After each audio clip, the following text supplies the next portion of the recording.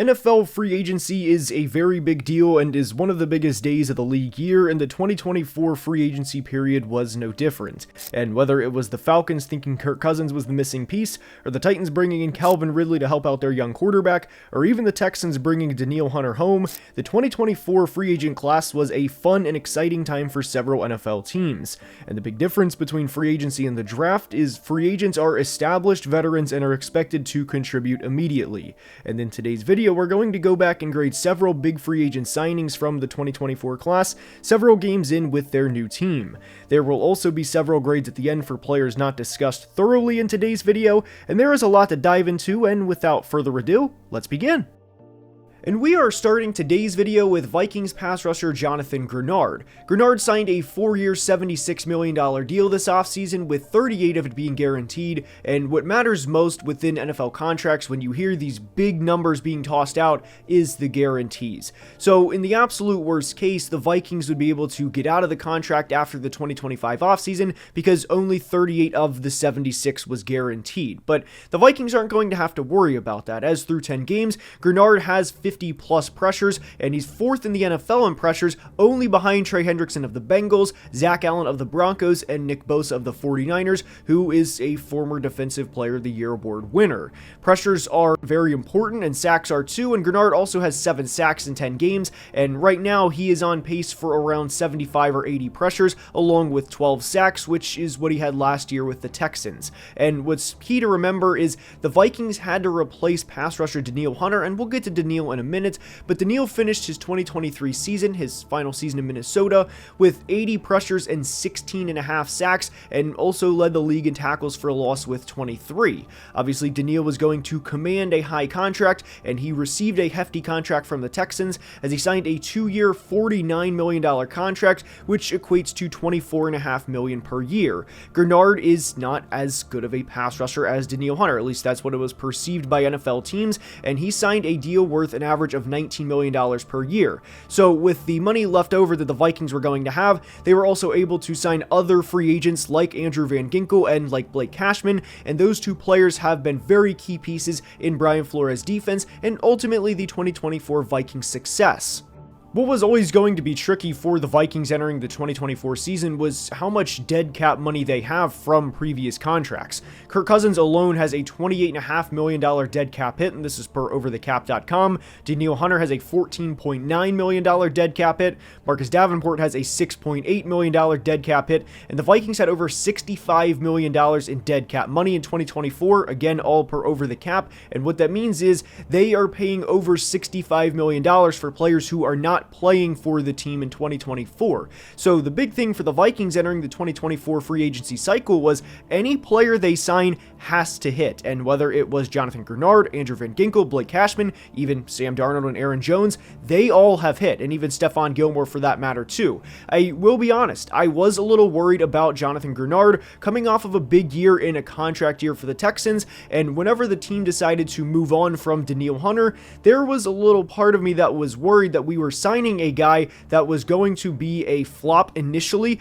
because I thought he was going to be the typical have a big year in a contract year and then regress back to the player that he was over the first few years of his career. But Greenard has been anything but that. He's been a tremendous player, and in the first 8 games of his Vikings tenure, he had 5 or more pressures in every game. And the reason why he hasn't had 5 or more pressures in each of the last 2 games was because Jonathan Greenard only had 19 pass rushing snaps against the Jags in week 10 and only 29 pass rushing snaps against the Titans in week 11, because the Vikings offense was on the field far more than the defense was. All in all, Greenard has been a phenomenal player, and he's provided top 7 or 8 edge production, and I think you could definitely make a case that he's had top 5 or 6 edge production, all for around $19 million per year, and that is great production for the cost that the Vikings signed him for in free agency. And a couple of months later, this grade is an A+. The Green Bay Packers signed safety Xavier Mckin to a 4-year, $67 million contract, and there was a lot of people who thought this was a lot for who Xavier Mckin is as a player. I thought it was a good deal for the Packers, but I also understood the train of thought of where people were coming from. But the main reason that I liked this deal for Green Bay as much as I did when it happened was they only gave Xavier 23 of the 67 guaranteed, and like we said, what matters within NFL contracts is the guarantees. And in the absolute worst case, if Xavier was a free agent bust, which he is definitely not a free agent bust, they could have been out of the contract really after a year without too big of an implication on the salary cap in 2025 and beyond. And in Xavier's first 10 games, he has 6 interceptions, which ranks second in the NFL, only behind the Lions safety Kirby Joseph. Due in large part to McKinney, the Packers already have more turnovers forced in 2024 in 10 games than they had in 17 games in 2023, and a lot of the Packers' excitement heading into 2024, aside from Jordan Love and especially with the playoff game that he had against the Cowboys and the flashes that he showed down the stretch of the 2023 season, was having Jeff Hafley as the defensive coordinator instead of Joe Barry, and we've seen that through the first 10 games. But one of the other big reasons that I really liked this signing for the Packers was Xavier McKinney was a very young free agent. He is only 25 years old, and due in large part to COVID, with players having redshirt years and COVID years in college, the average age of college prospects coming out in the draft has increased from back in 2020 when Xavier was a prospect to now where guys still have the COVID years and the redshirt years. Not that redshirts are a brand new thing, but when you combine both redshirt and COVID years, the average age significantly rised. And for reference, Xavier McKinney is in his 5th NFL season and is only about 6 months older than Broncos rookie quarterback Bo Nix. I like Bo Nix. I think he's a great player. I think his future is very bright in the NFL, but he was an older prospect due in large part to all of this. And the point is Xavier McKinney was a very young free agent, and the Packers have been reaping the benefits of paying a player while also potentially having him for the next several years. And if Xavier plays at this level for the next couple of years,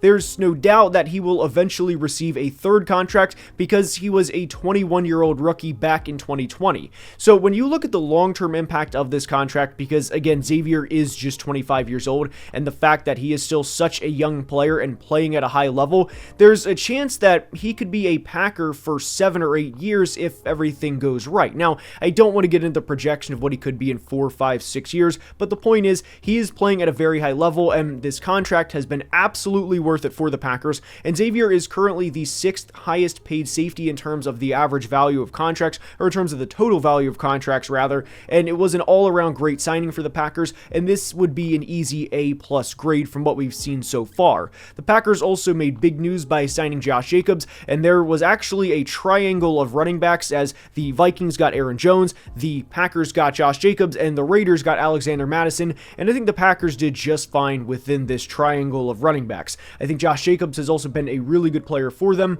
and he is top 5 in the NFL in rushing yards, and anytime you can turn around, hand the ball off, especially with not necessarily a young quarterback in Jordan Love, but rather an inexperienced quarterback because he's only played 1 full season as the starter despite being in his 5th year, I think that can't be viewed as anything but a positive. So I really thought the Packers did a great job in terms of bringing in players like Xavier McKinney and like Josh Jacobs, and I thought they really did a good job in free agency, and I would also give the Josh Jacobs signing an A+ because he signed a 4-year, $48 million contract, which obviously sounds like a lot for a running back in free agency, and it is, but only 12 of Josh Jacobs' $48 million was guaranteed, so if Jacobs hits the cliff, which is possible given that he is a running back, the team is still very much protected. So I thought the Packers did a tremendous job with both Xavier McKinney and Josh Jacobs by being able to sign great players in the present day, and while also being able to protect the team and the financial implications that would have if either player was a free agent bust.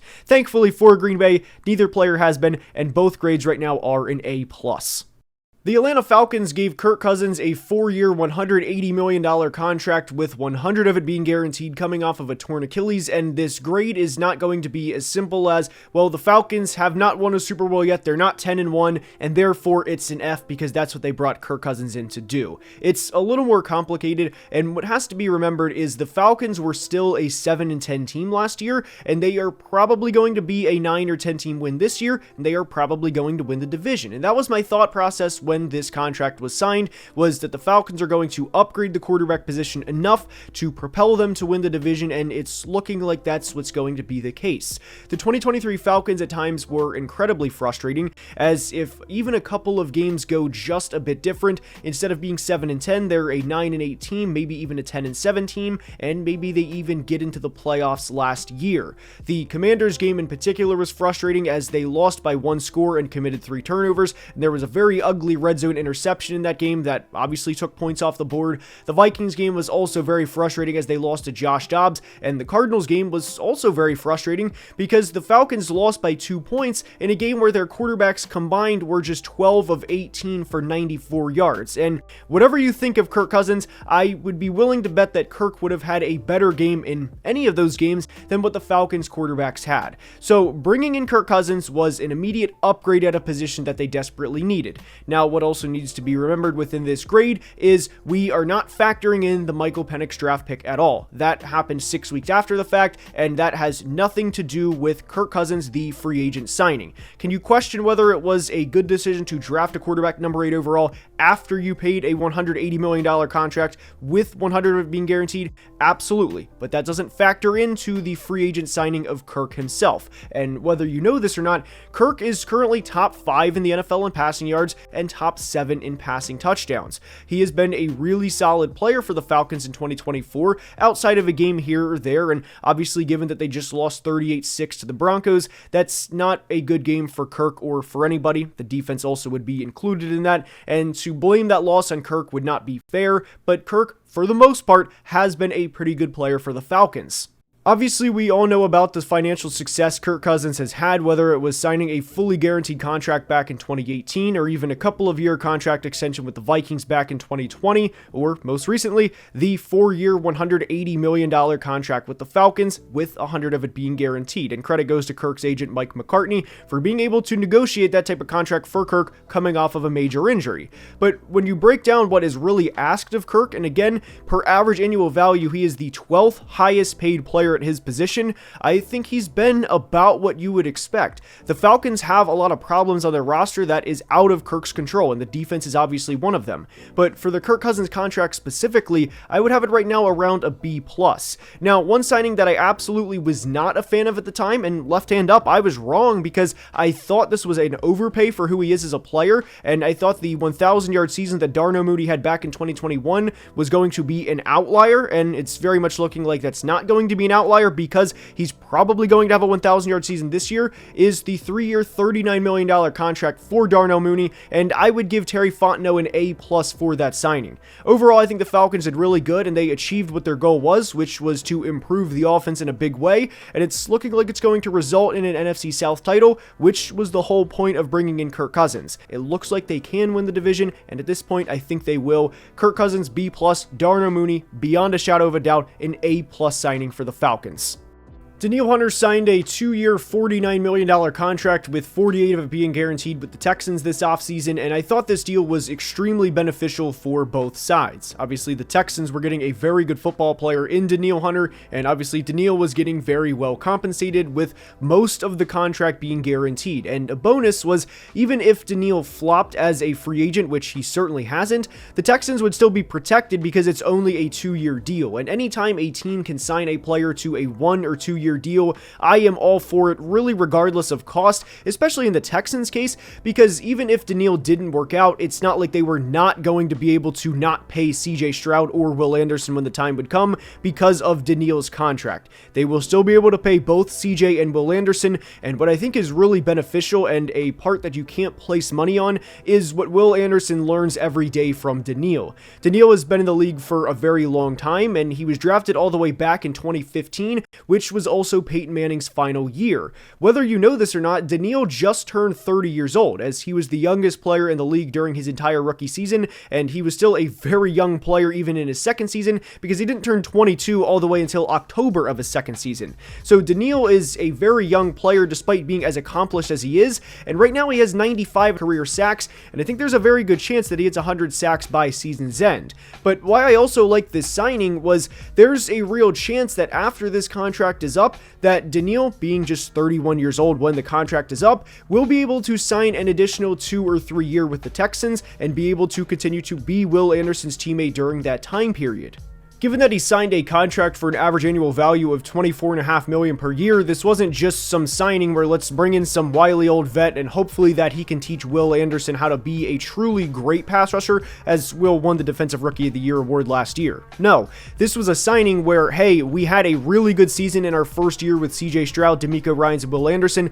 Let's try and make a Super Bowl push and bring in a truly elite pass rusher, and that's exactly what the Texans did. Denil is currently 5th in the NFL in pressures, and what's also pretty cool about the Denil Hunter career arc, if you will, is he was a young pass rusher at a time, kind of getting molded in the same way that Will Anderson is currently by Denil, by a player named Everson Griffin. Everson and Denil were a very fun duo to watch in Minnesota for a couple of years, and now we get to watch Denil and Will Anderson get after the AFC quarterbacks, and they are both very, very good players, and hopefully we get to see this duo for the next 4 or 5 years. And what's also a bonus about this is Denil moved to America from Jamaica when he was about 8 years old, and his high school is only about 30 miles from NRG Stadium, so while that doesn't have actually anything to do with football, I thought that that was a bonus cool fact about the Denil Hunter going home to the Houston signing. And as you can imagine, given that he already has 7.5 sacks, he will probably have double-digit sacks this year, is 5th in the NFL in pressures, and is also a great locker room guy, and we've seen him beat guys like Penei Sewell on tape a couple of times this year. This is an A+ grade. I also really liked what the Texans did by bringing in both Denico Autry and Azeez Al-Shaair from the Titans, and anytime you can make your team better and make a division rival worse in the process, to me is great general managing, and I thought Nick Caserio did a tremendous job. There are several other free agent grades from the 2024 free agent class on the screen, and this video was made possible by the NFL. I recently have partnered directly with the NFL through the Creator Access Pass program, and it truly could not be possible without your guys' support. So thank you to the NFL for making this video possible. Thank you to you guys for watching, and until next time, please be safe and have a great day. Love you guys.